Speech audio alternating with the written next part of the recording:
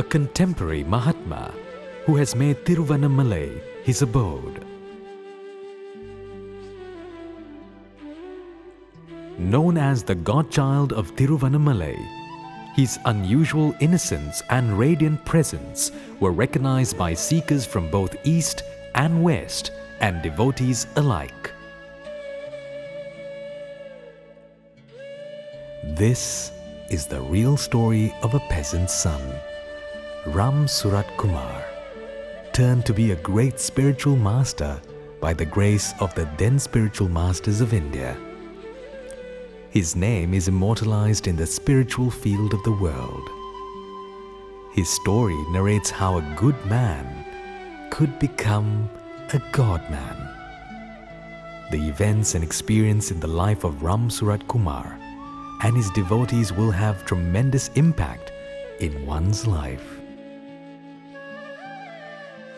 They will affect and awake the untouched holistic spiritual energy in the deep chamber of the human beings and enable them evolve to the state of ultimate God realization.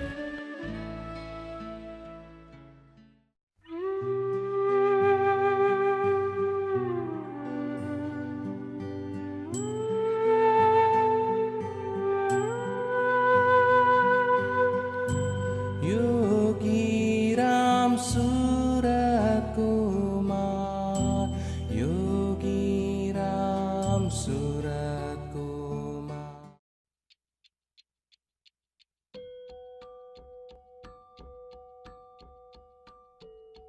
India is known as Bharata Desam, which means the land that revels in the light of sacred wisdom, is very pure in all ways.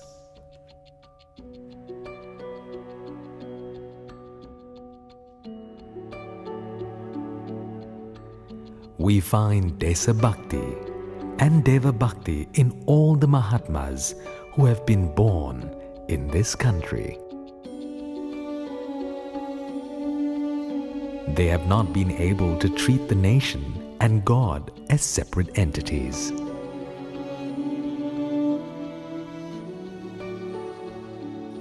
It is only in this country that all the avatars, incarnations of the Lord have taken place. Here, we can find a continuous lineage of Mahatmas. Unlike a great Maharishi like Adi Sankara or a Vishwamitra or Agastya lived only in days gone by, where today we can show such a great Maharishi, Yogi Ramsuratkumar, has lived in this period.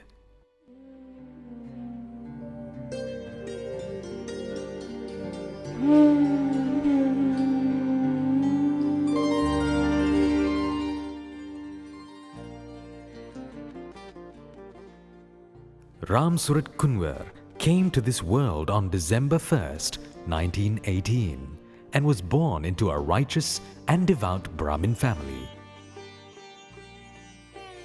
The second of 3 children, all male, his father was Shri Ramsuratkumar and mother Srimati Kusumdevi. His full name means the divine child, who always reveals in the supreme consciousness. Literally, Ram, the name of God, Surata, revealing intensely, Kumara, the divine child. His birthplace in Nardara, a village in the lap of Mother Ganga in Balya district. From childhood, he evinced an intense spiritual thirst and had an extraordinary devotion towards the river Ganges. Playing along its shores brought him happiness and contentment, and he would often fall into a deep, peaceful sleep by the banks of the acrid river. From his childhood, Ramsuratkumar was fascinated by Swami. Even though he played with his friends and was active enough for his age, he was always in a search. He did not know what he was searching. He used to feel that he had lost something and he should search for it. This feeling gave him pain, but at the same time, he felt that this longing and searching were the prime things in his life. In his early childhood, his father recounted stories from the epics Ramayana and Mahabharata, which made a deep impression upon the young boy.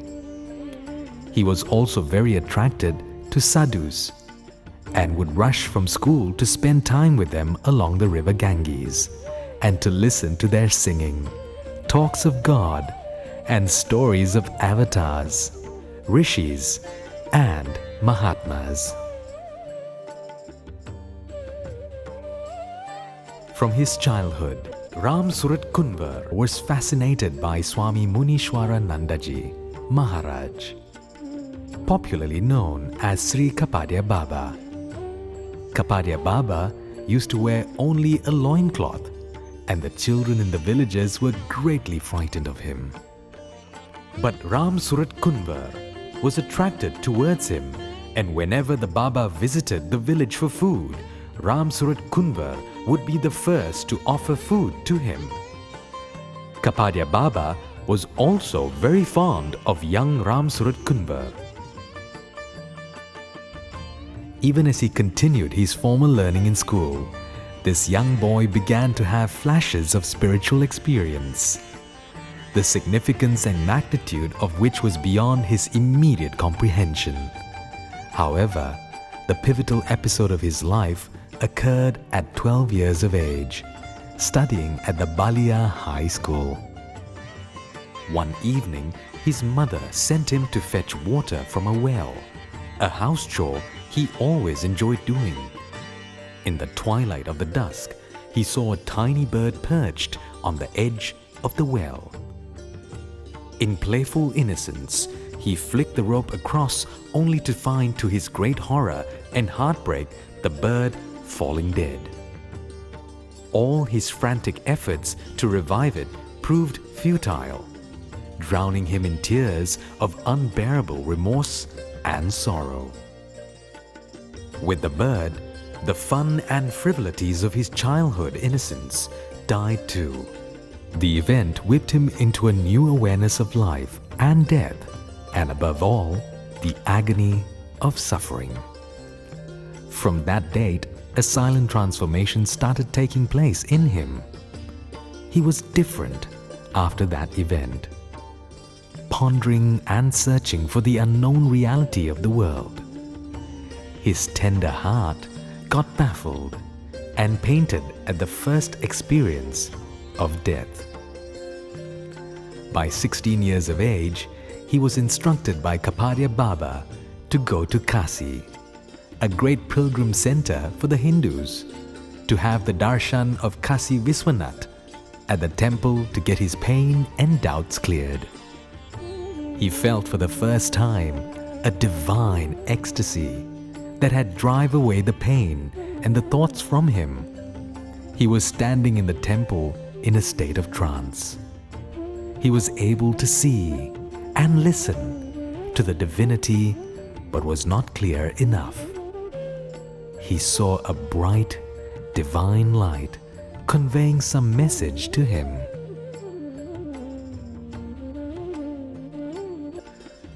Drunk with the blissful presence, he wandered farther away up to Saranath.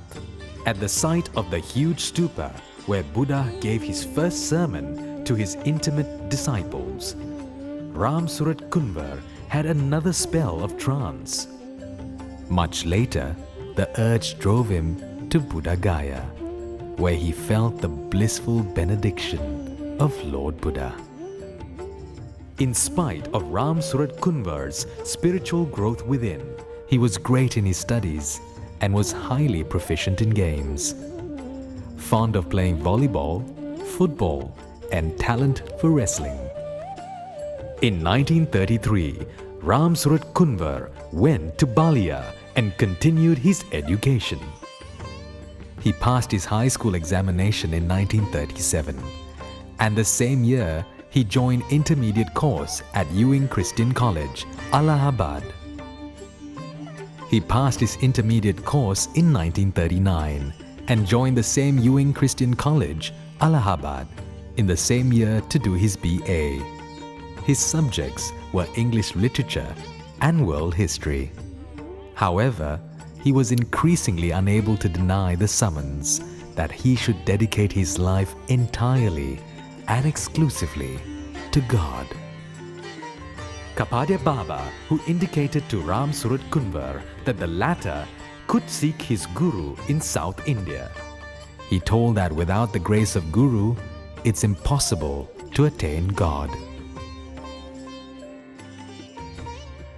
After his studies were complete, he first became a high school teacher of English and history, and later headmaster of a school in the Bihar region.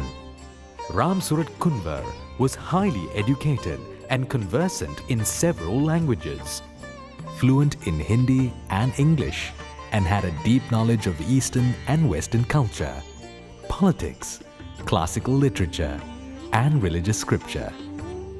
As was to be expected, eventually, the young man's family began to exert pressure upon him to conform to a customary Hindu life and take a wife. So, bowing to the inevitable and conforming to parental pressure and the long-standing custom of society, Ramsuratkumar finally took a wife, Ram Ranjani Devi, in 1938. They were to have a son, Amitabh, and 3 daughters, Yashoda, Maya, and Veena.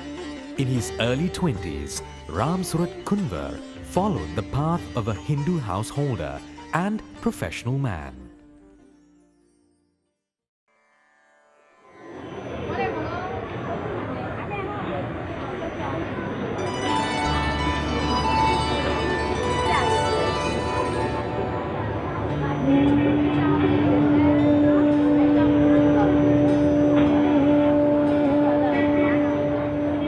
The life of comfort, ease, name, and fame held no sway over this young man.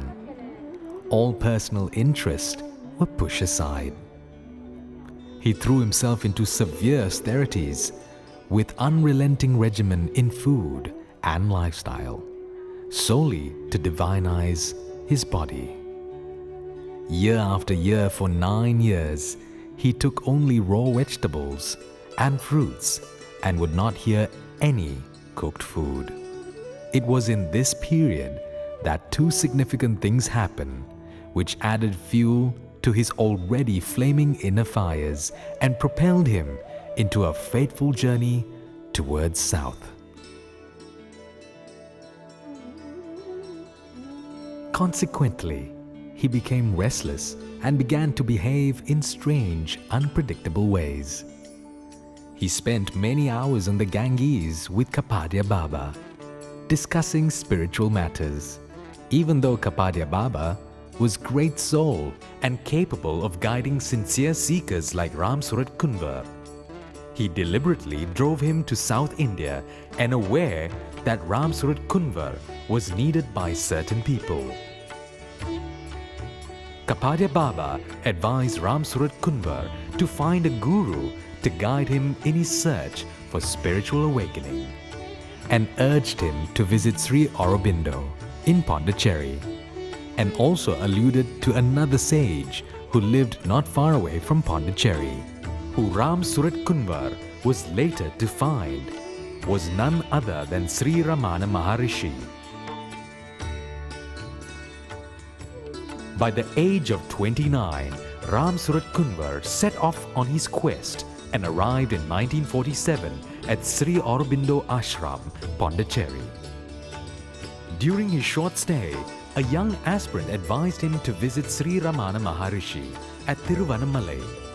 So, leaving Pondicherry, Ramsuratkumar made his way to Tiruvannamalai and Ramana Ashram. After spending a few days in the presence of Ramana Maharishi, a stranger walked up and presented a newspaper clipping about another sage. quick to heed what he considered divine guidance, he thus soon found himself in Kerala, at the ashram of Swami Ramdas. This was the third time he had been mysteriously guided to a spiritual adept.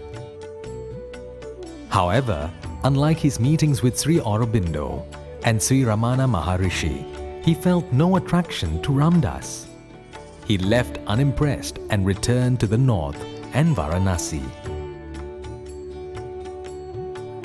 The following year, he returned south, first to Sri Aurobindo Ashram and thereafter to Ramana Ashram, where he stayed for 2 months in the proximity of Bhagwan Sri Ramana Maharishi. Living amidst the strange forces emanating from the Maharishi, aided the young man towards his goal and helped him in his spiritual transfiguration. In 1948, he visited Swami Ramdas for the second time, but experiencing the same feeling as before, quickly retreated to the Himalayas. Until 1950, he heard about the Mahasamadhi of both Ramana Maharishi and Aurobindo, which news plunged him in an utter despair. Feeling that with the death of these two spiritual masters, the higher life, which had been revealed to him, was now lost, as there was no one to guide him onward, he thought he should try once more to open himself to the other renowned sage, Swami Ramdas. His third opportunity to meet the saint came in 1952. He desperately reached out for Swami Ramdas, the spiritual giant of Kerala, who was affectionately referred to as Papa. One day, Ramsuratkumar approached the great master and expressed his desire for initiation.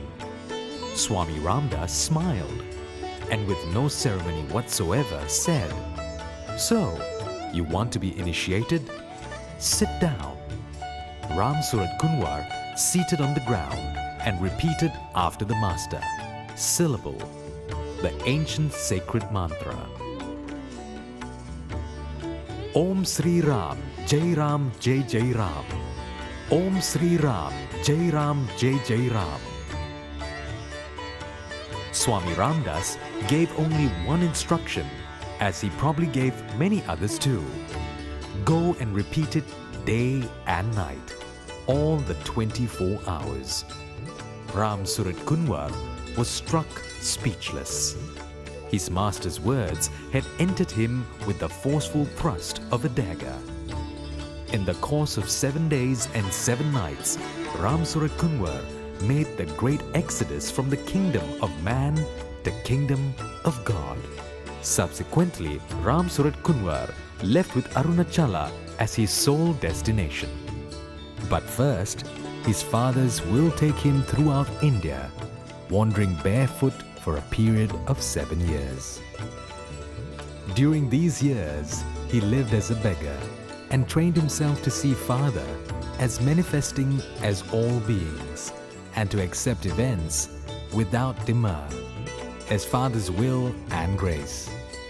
Only my Father exists, past, present, and future. Nobody else, nothing else at all. In the early spring of 1959, Ramsuratkumar arrived at the small town of Tiruvannamalai at the foot of Arunachala. For the first 18 years after his arrival, the yogi lived mostly under a tree near the railway station and slept at nights near the big Arunachaleswara temple compound in town on a veranda of cellars of pots and pans. During the days, he would sometimes sit beneath a tree or either walks in the countryside or town. Sometimes he would sit alone in the temple, silent and rapt in communion with the Father. Whimsical and unpredictable in his actions, he often engaged in inexplicable acts. He was a joyous, innocent child of God, whom many regarded as either an eccentric sadhu or madman. A rare few saw him as a crazy wisdom master, an unseen, unknown great one, working in invisible realms of human consciousness. He was a colorful figure. He wore whatever clothes he was given, covering him by 2 to 7 woolen shawls wrapped around his body and a colorful turban over his flowing great white hair.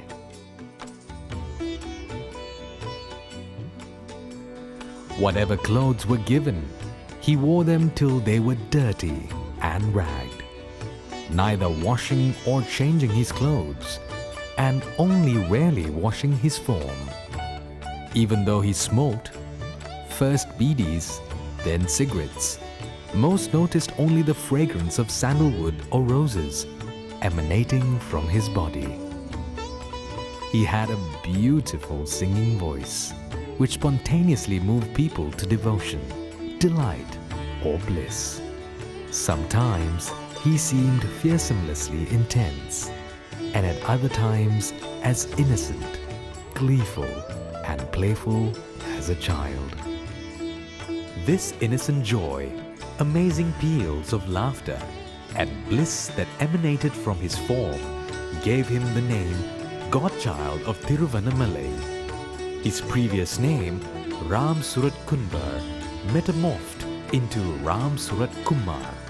Suratkumar means child of the sun. For a long time, people were put off by his strange behavior and experience. But a few saw the divinity emanating from this strange-looking form, or felt the silent vastness of consciousness and tenderness of heart.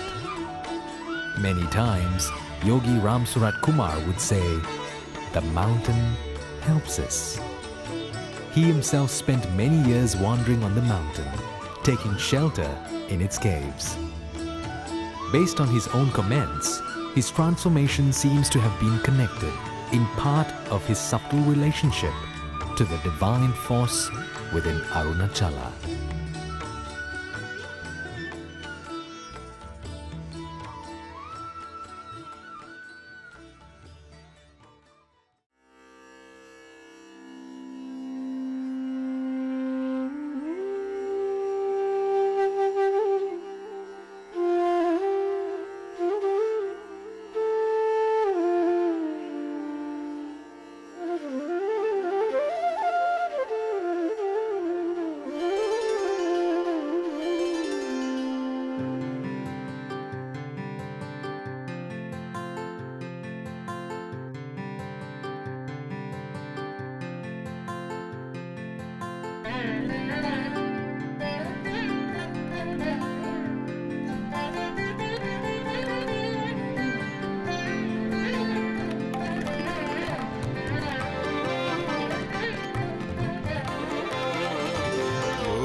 Ramsuratkumar, Yogi Ramsuratkumar, Yogi Ramsuratkumar, Jaya Guru Raya.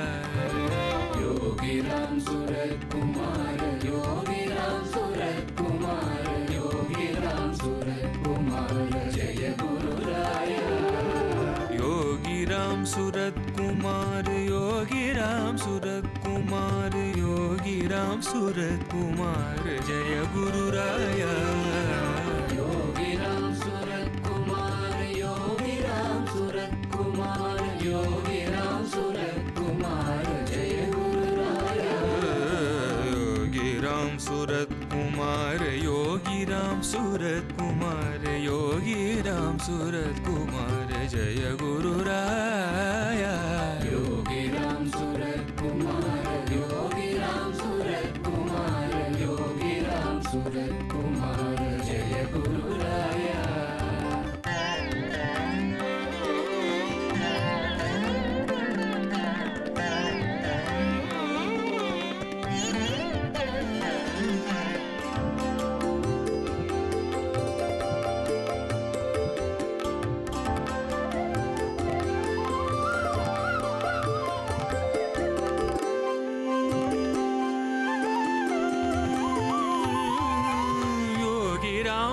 Ramsuratkumar, Yogi Ramsuratkumar, Yogi Ramsuratkumar, Jaya Guru Raya. Yogi Ramsuratkumar, Yogi Ramsuratkumar, Yogi Ramsuratkumar, Jaya Guru Raya. Yogi Ramsuratkumar, Yogi Ramsuratkumar, Yogi Ramsuratkumar, Jaya.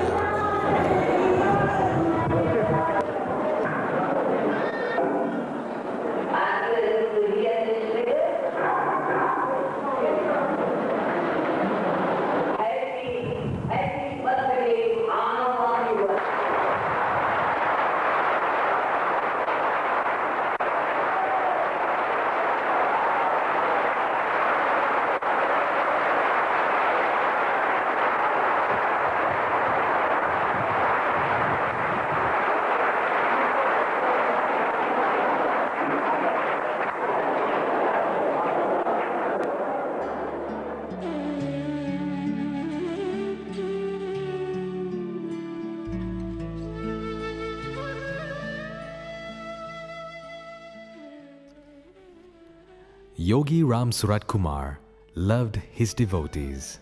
He loved laughter. He loved conversation. He loved human company. He was always extremely available and accessible and open and communicative. And at the same time, there was something of the magician about him.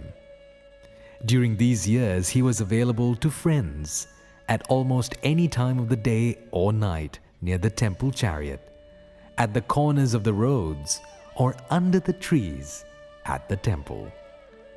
Love personified. He was ordained by his Supreme Father, God, to work to uplift the people spiritually. His mysterious ways and actions enthralled people. The experience of his life would enchant the seekers of God and influence them to seek Him constantly.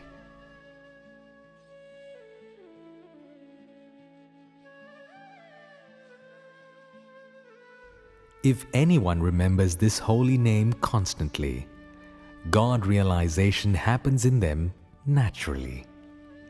Yogi said once, "All other saints have done great works. Some saints built temples and ashrams. So others did great work in literature and philosophy to elevate people. Some others preached the way to Father and way of life.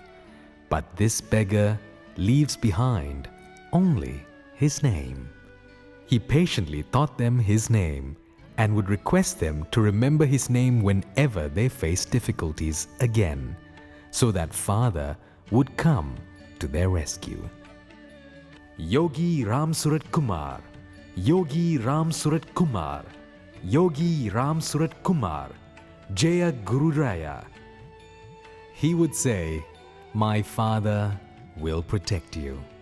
My Father will ever be with you. Remember Father by chanting his name, and he will look after you." Then he would touch the suffering people lovingly. The great energy would be transmitted to them. The sorrows would vanish miraculously, and clarity and wisdom would dawn on the people. Then those blessed people would start living their lives with faith and hope by remembering Father all the time. Yogi used to ask them to remember his name as well as his form. He said if one could remember any one of the gestures of his form constantly, that was meditation and that was tapas. If anybody comes with sincere aspiration for spiritual upliftment, Yogi would spare and spend a long time with such people.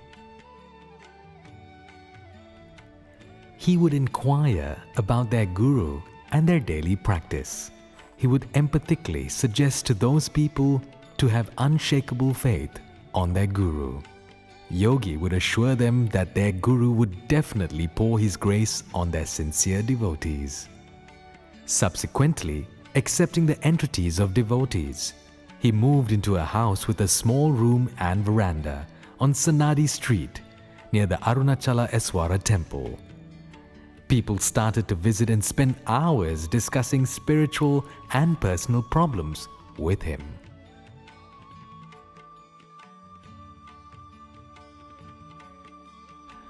Yogi Ramsuratkumar resided at this house until autumn of 1994, when he became ill and thereupon accepted an alternative offer of shelter at Sudama House in Ramana Nagar, some miles west of the temple.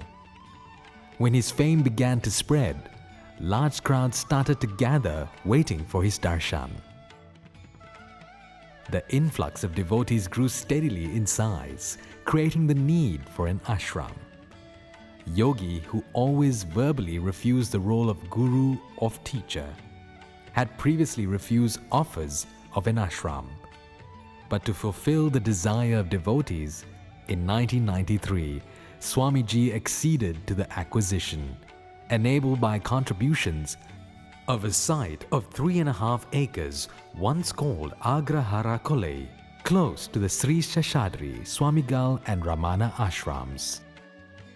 Yogi Ramsuratkumar was involved in every step of the large building program, which at one point involved the participation of up to 250 to 300 workers working long hours. Library, several buildings devoted to worship. Although he was diagnosed to have a tumor, he refused to allow allopathic treatment or test of any kind. Despite the tremendous suffering he was undergoing, he maintained his close supervision of various projects within the ever-growing ashram. In spite of the pleadings of many of his devotees, Yogi Ramsuratkumar stood firm in his refusal to allow allopathic treatment to prolong his life. He consistently pronounced, "Father will take care of this body." By early August 2000, his health reached a crisis point, and those who were caring for him felt he would die very soon without medical intervention. On 17th August, after he had given a reluctant consent, he was taken to a hospital at Chennai, and surgery took place on 11th September. By mid-December 2000, Yogi Ramsuratkumar gave his last 2 public darshans in the temple where he was able to consciously interact with devotees. His devotees were allowed to come and stand outside the glass wall of his room.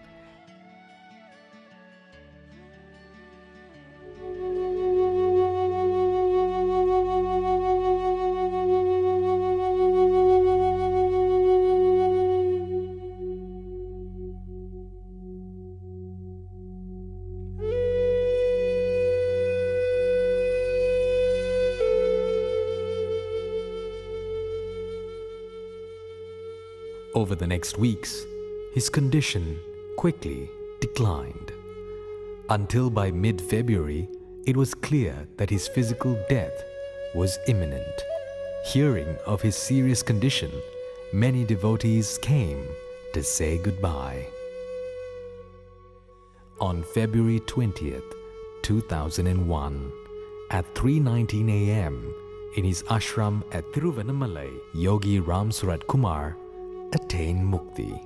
His body was kept in the vast hall of the temple on the day of February 20th, and thousands of people thronged to the ashram to pay their respects.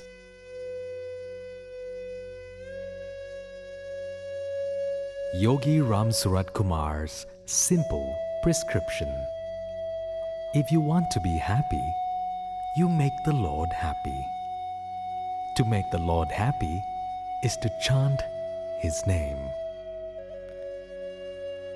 Is not being brushed aside easily. Let us all take to chanting the divine Nama, which is the easiest and surest way to reach his abode of peace and bliss. I am infinite, and so am you, and so is everyone, my friend. But there is a veil. You can see only an infinitesimal part of me, but have faith. No one is isolated. No one is separate. This sun, moon, stars, the tree, the stone, you and I are related. When a blade of grass is trampled upon, distant star trembles.